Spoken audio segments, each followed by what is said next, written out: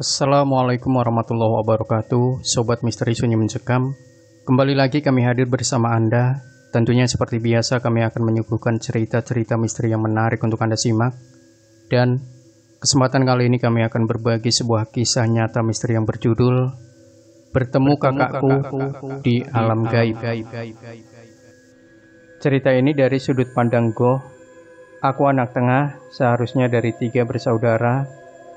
2021 ini aku harusnya lulus kuliah, tapi karena papa minta aku buat nerusin usaha-usaha keluarga, yaudah akhirnya aku pun ngikut aja perintahnya.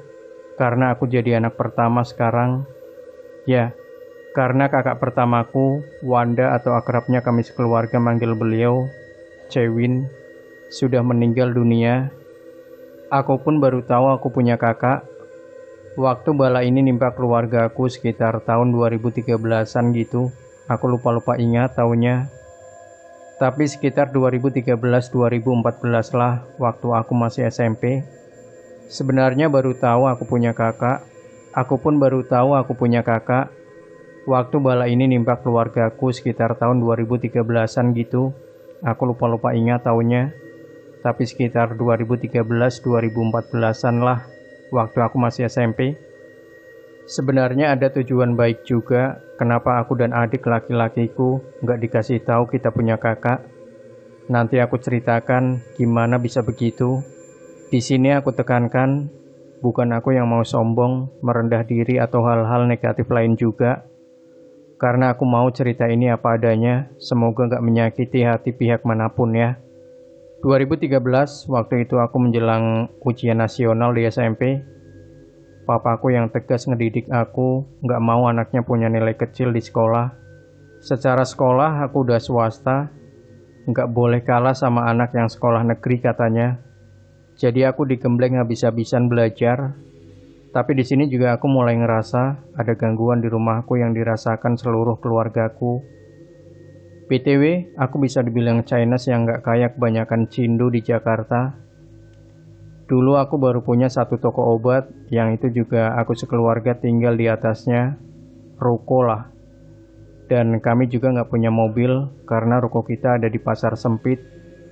Yang nggak usah aku sebut namanya, intinya di Jakarta.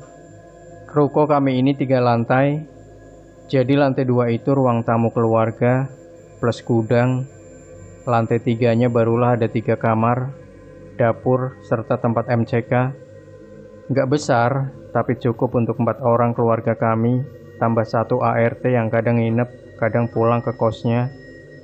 Kita juga punya 3 pegawai toko yang semuanya laki-laki, dan mereka semua orang Surabaya yang nggak tinggal sama kami. Yang ketiga orang laki-laki ini semua ngekos di sekitar pasar, satu lingkungan sama ART-nya ini.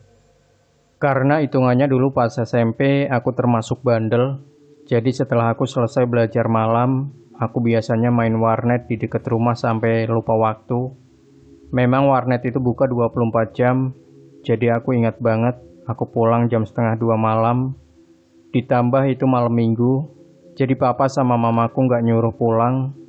Karena aku pingin rebahan, udah capek main game dari siang. Aku pulang dan aku lihat suasana rukoku udah gelap. Gudang lantai 2 pun gelap.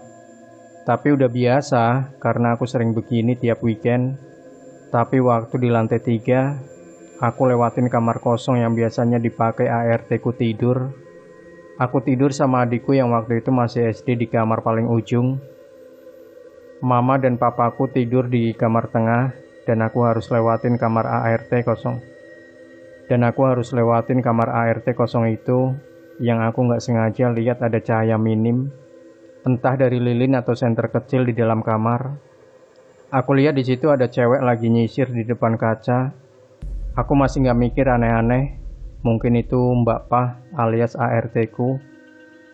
Aku lanjut ke kamar, buka HP sebentar, dan tahu-tahu kepikiran aja kalau yang tadi di kamar itu bukan Mbak Pia. Karena Mbak Pia ini tubuhnya gempal dan tinggi, ya kayak wanita dewasa umumnya. Tapi yang tadi aku lihat badannya kecil, hampir seukuran tubuh adikku, malah lebih kecil. Sebenarnya aku di situ penasaran tadi siapa. Tapi setelah dipikir-pikir lagi, aku merinding juga kalau harus berpapasan sama sesuatu yang bentuknya nggak enak dilihat.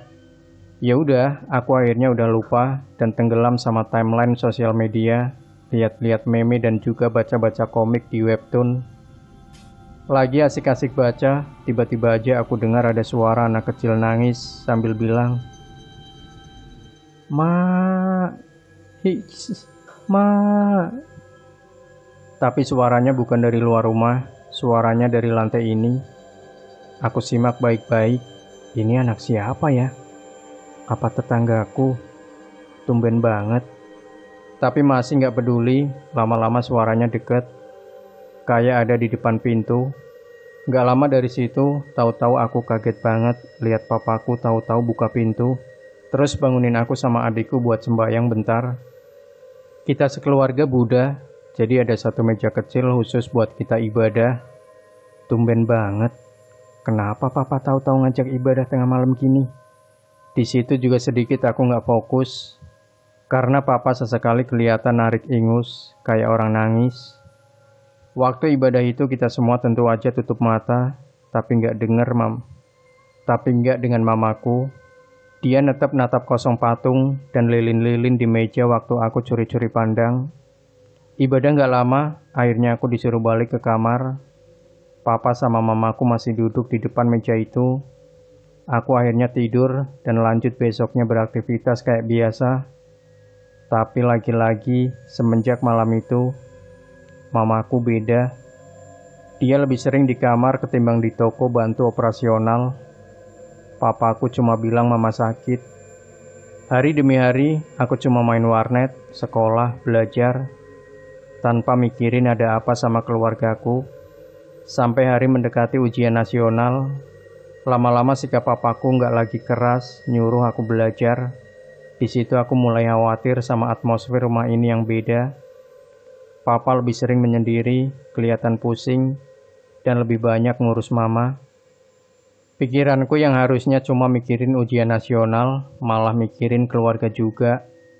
Seminggu sebelum ujian nasional, akhirnya mamaku pulang ke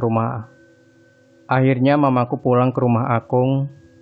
Aku yang masih di Jakarta juga untuk beberapa hari. Jadi aku cuma bertiga sekarang di rumah sama papa dan adikku.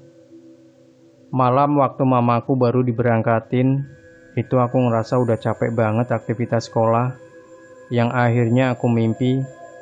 Tapi mimpi ini berasa nyata banget.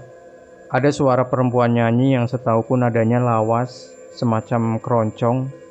Awalnya samar-samar, tapi lama-lama dekat. Aku yang penasaran bangun. Di dalam mimpi itu berusaha dekatin telinga ke pintu kamarku. Aku yang benar-benar awam lagu keroncong. Di situ jelas banget liriknya. Membayang pelangi beraneka warna. Seterusnya samar. Di situ juga perlahan aku bangun, nyata, dan masih dengar suara orang nyanyi keroncong itu sampai adzan subuh tiba. Betul, aku nggak tidur sampai adzan subuh sambil sesekali bengong dan scroll HP. Alhasil, besoknya di sekolah aku ngantuk nggak kepalang. Singkat cerita, tanpa ada dukungan orang tua di penghujung kelulusanku, aku pasrah, nilai nggak memuaskan, tapi papaku nggak marah juga. Cuma yang penting Koko lulus. Tapi aku tetap disekolahin di swasta, walaupun sebetulnya nilai akhir ujian nasionalku bisa dapat di negeri. Karena jeda liburan dari lulusan ke ospek SMA sekolah yang aku pilih bisa 3 bulan, aku akhirnya diajak pergi ke Malaysia. Aku seneng banget karena aku bisa liburan, tapi ternyata enggak. Ternyata kita ke sana untuk tujuan yang lain. Papa, mama, tante, sama 2 sepupuku yang lebih dewasa dari aku pun kelihatan berembuk di tokoku sebelum berangkat. Mimi dan nada bicaranya serius. Mereka semua ngobrol pakai bahasa Hokkien, jenis bahasa Mandarin gitu. Kalau Jawa ya krama inggil, ngoko alus, krama lugu dan sebagainya, yang aku sama sekali nggak ngerti beneran. Aku nggak pernah sekalipun dididik bahasa itu, kecuali pernah lihat papa lagi marah-marah sama orang pakai bahasa Hokkien, itu aja. Lagi-lagi aku kurang peduli sama apa yang terjadi. Aku cuma manut aja disuruh packing barang dan beres-beres rumah sebelum pergi.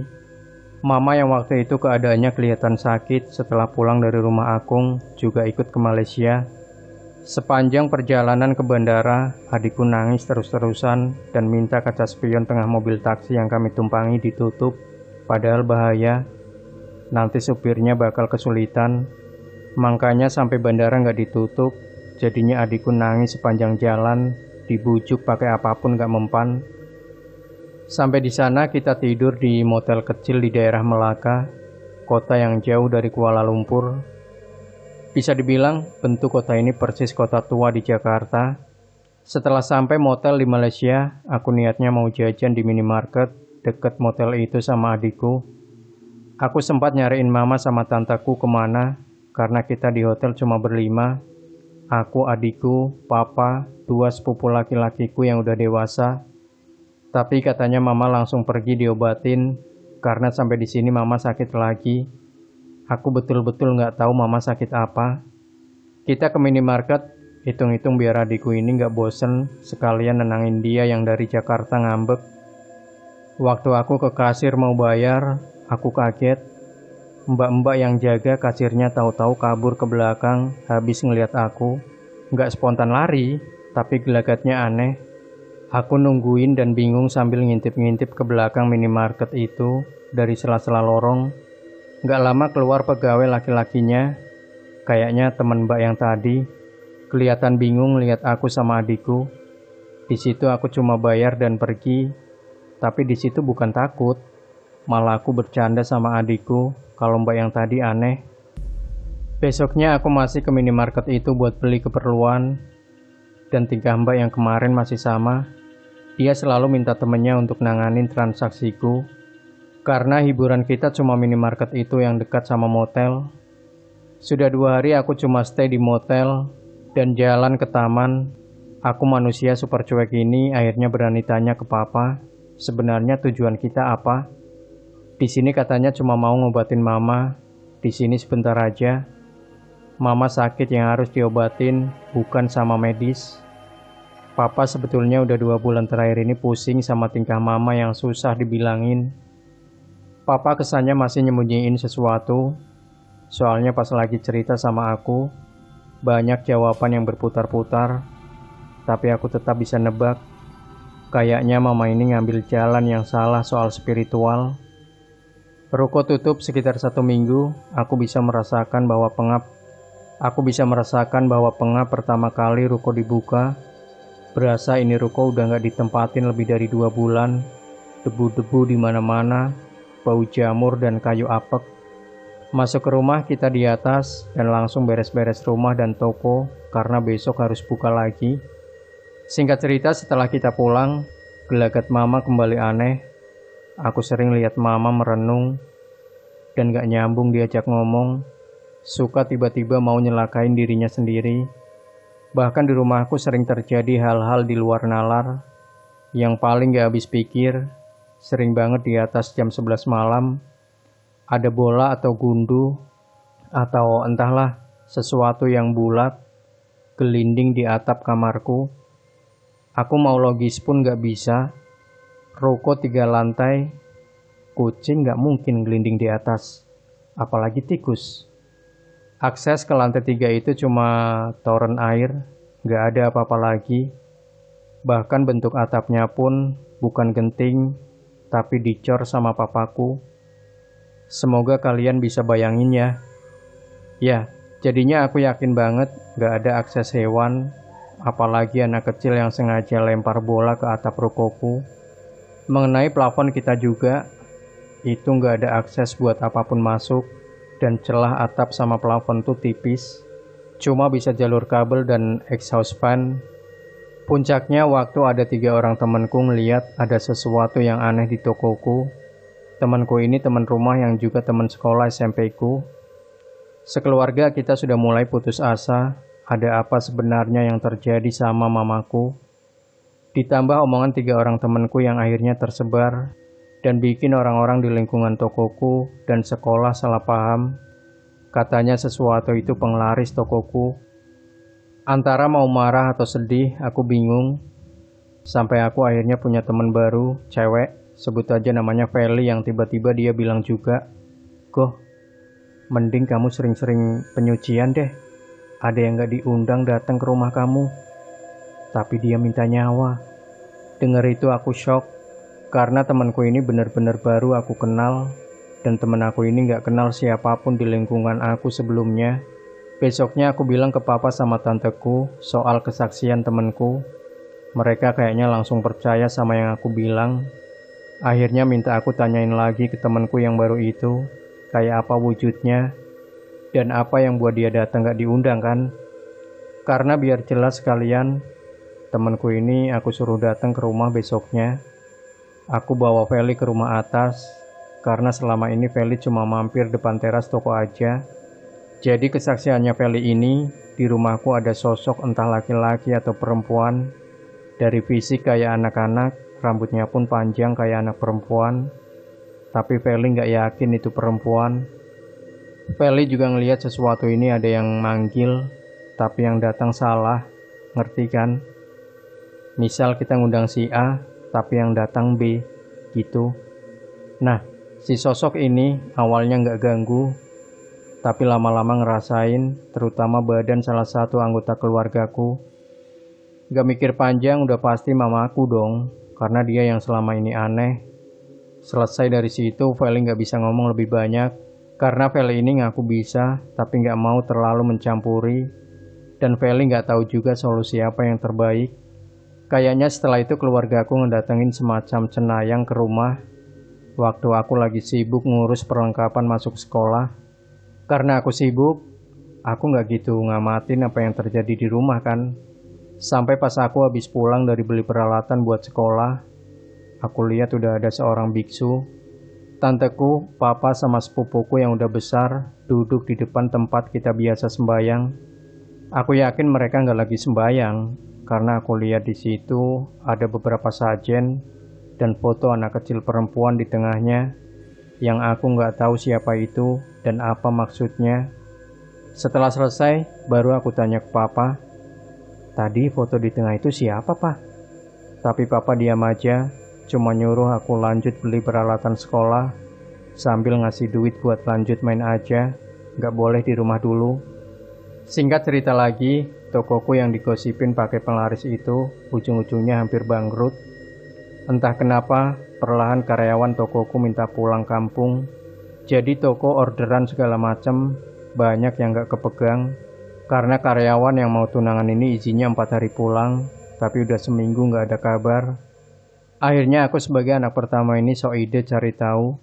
Sebut aja yang ibunya sakit ini namanya Mang Ja'far. Dia kelihatan buru-buru di kosannya pas aku samperin. Lagi ngepek barangnya buat pulang, padahal belum diiyain sama papa. "Dek, saya gak mau memperkeruh keadaan. Saya juga bakal balik lagi kok," jawab Mang Ja'far.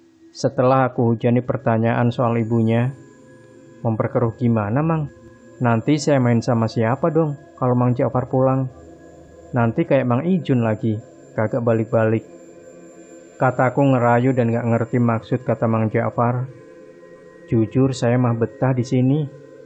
Mama papa kamu baik, loyal. Tapi kalau urusannya sama yang gak kelihatan, saya mendingan ngurus ibu saya aja di kampung." Kira-kira begitu penjelasan Mang Ja'far. "Emang yang gak kelihatan apa?" tanya aku yang sebenarnya tahu jawabannya. "Mama kamu pernah saya pergokin bawa belanjaan, isinya kepala banteng. Tuh, serem." "Ya, saya mah bercandain aja. Ci, buat hiasan dinding itu." Tapi mama kamu diem aja. Ya, saya nggak berani bercandain lagi. Mulai dari situ, saya sering lihat ada anak kecil main di sekitar mama kamu. Saya pikir itu sepupu kamu. Jelas Mang Ja'far lagi yang kayaknya udah pasrah buat terbuka. Anak kecil, cewek, yang lihat nggak saya doang, tapi Mbak Pia sama Mang Ijun lihat juga.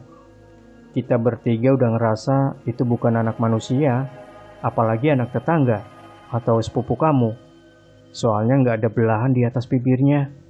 Kadang saya lihat jarinya cuma 4. Jelas Mang Ja'far panjang yang bikin aku merinding. Waktu Ijum belum pulang, emang dia mau tunangan sih. Tapi minggu depan, bukan pas dia pulang kemarin. Ijun panas dingin di kosan. Malamnya saya kerokin, jam 2 bangun lagi dia. Saya kira kencing. Taunya di bak berendam sambil ngomong bahasa Cina. Tapi nggak kenceng, pelan suaranya. Pas saya tanya kenapa di situ, ngapain? Tahu-tahu pingsan. Saya diem-diem aja sih sama mama papa kamu. Taunya nggak lama dia bangun. Dia minta pulang nemuin keluarganya. Lanjut Mang Ja'far, yang buat aku sama Mang Ja'far sempat diam-diaman buat mikir. Mang Ijun bisa bahasa Cina? Kataku pelan. Enggak, jawab Mang Ja'far singkat dan lemas. Kamu kalau mau ceritain ini sama papa nanti-nanti aja ya. Saya takut makin gak karuan. Sebenarnya ada lagi yang bikin saya fix mau pulang. Kata Mang Ja'far ngelanjutin sambil natap mukaku. Mukanya yang biasa ngelawak, sekarang jadi serius. Waktu malam sebelum keluarga kamu pulang dari Malaysia, kira-kira jam 1 malam, saya niatnya beli rokok di warung situ tuh. Nunjuk pakai bibir ke arah warung di pojok deretan ruko pasar. Saya kan harus lewatin ruko papamu. Baru lewat, kayak ada aktivitas di dalam. Kayak ada yang main bola tapi nggak ditendang, kata Mang Ja'far berusaha cerita sambil nelan ludah beberapa kali. Saya takutnya maling. Tapi ruko kita kan rapet-rapet ya. Masuk dari mana? Saya diem lama banget depan pintu itu. Tahu-tahu udah kayak orang jalan di dalam. Tapi jalannya cepet. Kayak muter-muterin ruangan gitu.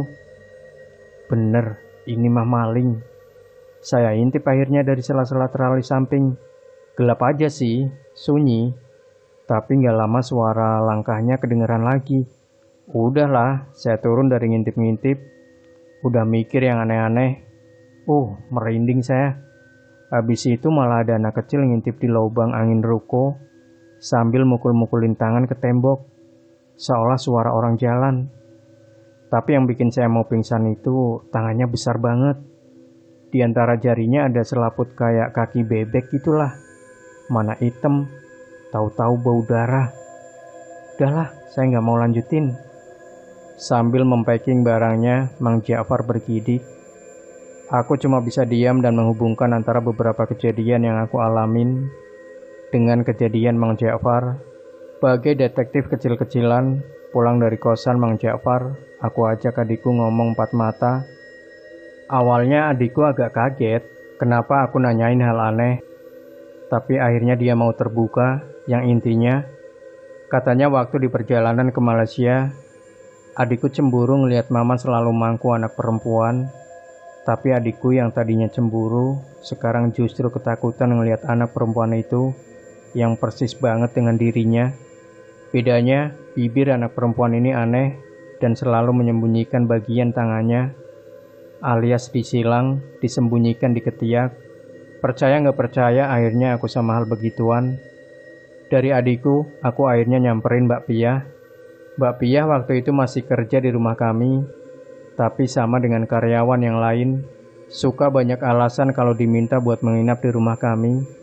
Mbak Piyah aku hujanin pertanyaan waktu dia lagi nyetrika. Mbak Piyah yang sama juga awalnya nggak mau cerita, akhirnya mau cerita dengan syarat. Apapun itu, aku nggak boleh kasih tahu ke mama, papa, dan anggota keluarga yang lain. Aku nurut, tapi aku salah ternyata.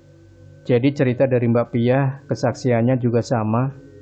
Ngeliat sosok anak perempuan aneh yang dia nggak kenal, tahu-tahu aja ada di sekitaran rukoku.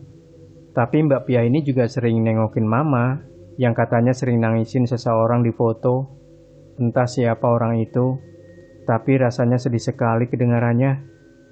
Mbak Piyah nggak berani tanya, gimana pun itu bakal nggak sopan. Mbak Piyah memang akhir-akhir ini juga sering dengar mamaku nyetel lagu keroncong. Di sini aku agak kaget, dan yang bikin Mbak Piyah hafal, mama sering dengerin lagu keroncong di atas jam 10 malam, waktu Mbak Piyah ini di kamarnya lagi dandan mau pulang ke kosnya. Pernah suatu malam, Mbak Piyah lembur, pulang sekitar jam 11 malam ke kosnya. Memang sudah ditawari menginap sama papa, tapi Mbak Piyah memilih pulang. Akhirnya Mbak Pia harus susah payah buka pintu gerbang, geser toko yang lumayan berat, ditambah papa sudah gembok gerbangnya. Mbak Pia memang diberikan kunci gembok, supaya suatu saat kalau ada perlu, kita sekeluarga nggak perlu repot turun, bukain gerbang toko ke bawah.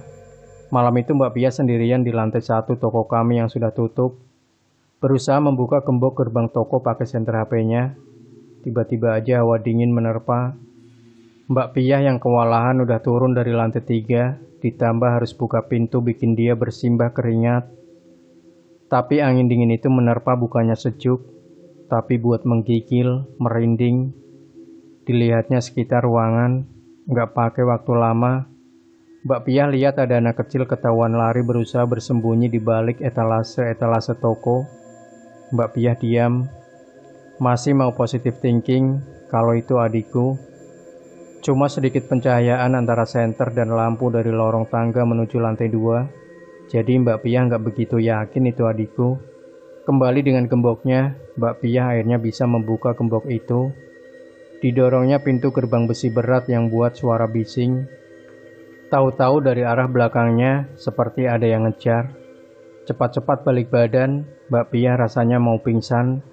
Ngeliat ada anak kecil dengan muka riang, mukanya mirip adikku, tapi tangannya yang besar, sambil menepuk tangannya dengan cepat, seolah suaranya menyerupai langkah kaki. Di sela pintu gerbang yang sempit itu, badan gemuk Mbak Pia dipaksa lolos dan lari tunggang langgang, nggak pakai nutup gerbang lagi. Paginya sempat papaku marah karena gerbang nggak ditutup lagi. Sambil ceritain itu, Mbak Pia nunjukin luka di pinggangnya yang ternyata itu bagian dari pintu yang nyangkut di pinggangnya pas dia berusaha lari. Ngeri ngeliat lukanya, aku jadi agak prihatin sama Mbak Pia. Dari situ aku bisa menyimpulkan kalau mama ngumpetin sesuatu dari keluargaku, entah apa itu. Intinya anak perempuan ini seolah petunjuk. Beberapa hari kemudian, aku lihat di rumahku didatangi seorang pendeta atau entah apa. Yang jelas pakaiannya sering aku lihat mirip pemimpin ibadah di gereja Katolik. Kalau bahasa di Muslim biasanya ruqyah. Aku lihat proses ini mirip, bedanya ya doanya pasti. Tapi keluarga aku bukan Katolik, ya tapi mau gimana lagi. Mungkin keluargaku pun udah putus asa. Tanpa mengurangi rasa hormat agama apapun, aku cuma niat sharing yang terjadi di keluargaku aja ya. Please jangan judge. Setelah diobati pendeta itu, mamaku semakin gak karuan. Tapi kita optimis, itu memang prosesnya. Mama mulai sering dikurung sama papa karena sering nyelakain diri, bahkan mau ngilangin nyawa adikku. Dan pendeta itu datang 3 kali ke rumah tanpa membuahkan hasil.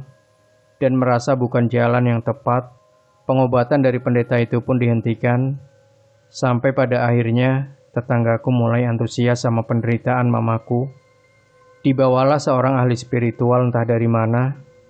Pakaiannya serba hitam dan pakai ikat kepala semacam blangkon. Di situ aku menyaksikan prosesinya yang katanya mengejutkan. Mama ternyata udah 1 tahun ini memanggil arwah salah satu anggota keluarga kami yang udah nggak ada. Papa makin kelihatan frustasi. Aku ceritain bagian ini langsung ke intinya. Mengenai keterangan yang aku simpulkan bersumber dari mama setelah sembuh diobati sama ahli spiritual itu. Dan kesaksian hasil penerawangan dari sang ahli spiritual juga. Dan parahnya lagi, mama ternyata dimanfaati pelaku, praktik santet. Mama tahu bagaimana proses memanggil arwah yang tersayang itu. Dari selebaran yang dibagikan di depan wihara waktu Imlek tahun 2012. Entah sekarang di mana selebarannya. Jadi arwah yang dipanggil ternyata anak mama. Yap. Kakakku atau ceceku yang udah nggak ada. Selama ini meninggalnya Cece aku nggak pernah diceritain. Karena mau melupakan masa lalu pedih di tahun 98. Lebih ke penyesalan orang tuaku udah terlalu lalai ngejaga Ceceku. 2 tahun setelah kejadian itu, akhirnya papa sama mama bisa lagi komitmen punya anak. Dan hadirlah aku, yang membuat mereka memulai hidup barunya. Selama 2 tahun itu, Ceceku kabarnya hilang. Jadi mama sering anggap Cece masih hidup, padahal mustahil kalau menurut papa. Cece yang waktu peristiwa itu umurnya 4 tahun, hilang waktu dititipkan tukang soto dekat ruko kami saat ini. Tukang soto ini bukan jual gerobak ya, BTW. Tapi di ruko juga, cuma rukonya bukan milik mereka. Dari papa menikah, kita udah tinggal di sini. Mungkin tukang soto itu juga terlalu ketakutan waktu itu, yang akhirnya pergi ninggalin dagangannya. Akhirnya sampai sekarang tukang soto itu pun gak pernah kembali ke sini. Sosok yang sekarang mengikuti mama, bahkan mau nyawa mama itu bentuknya sedemikian rupa mirip ceceku waktu terakhir kali dilihat sama orang tuaku, anak kecil umur 4 tahun. Jadi ada aliran sesat atau oknum yang nyari tumbal untuk praktek santetnya dengan cara random, yaitu ngirim jin yang dipanggil sendiri sama si calon tumbal. Yap, mama aku jadi tumbal tanpa dia sadari. Sadar dia sendiri yang manggil jinnya untuk menyerahkan hidupnya dengan dalih di selebarannya, tata cara komunikasi langsung dengan seseorang yang tersayang yang telah tiada. Jadi sampai sini semoga kalian paham ya sama orang yang aku maksud dari cerita ini. Oke lanjut, proses pelepasannya susah sekali.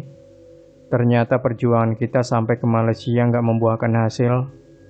Mengusir jin dengan 2 agama sudah kita coba, Buddha dan Katolik. Menurut ahli spiritual ini, mama udah nggak punya banyak waktu untuk menemui ajal. Sampai entah gimana caranya, ahli spiritual ini besoknya datang lagi dan nyuruh rutin nebar garam di rumah sambil rajin sembahyang tiap hari. Yang biasanya kita sembahyang seminggu sekali, sekarang setiap mau tidur. Mau nggak mau kita lakuin, yang akhirnya mama berangsur membaik. Keadaan mama sekarang lebih sering berbaur sama keluarga dan tetangga. Nafsu makannya balik dan mulai ngerawat luka-luka yang dia buat sendiri. Aku betul-betul nggak paham apa yang membuat mama sembuh. Yang aku tahu saran dari ahli spiritual itu cuma nebar garam dan rajin ibadah. Dan ini yang buat aku menyesal seharusnya. Aku buru-buru ceritain ke papa soal cerita-cerita dari kesaksian adik, Mbak Piah, Mang Ja'far, dan Mang Ijun. Mungkin mama bakal cepat sembuh dan dapat penanganan. Tapi yang buat aku merinding cuma cerita dari Mbak Piah.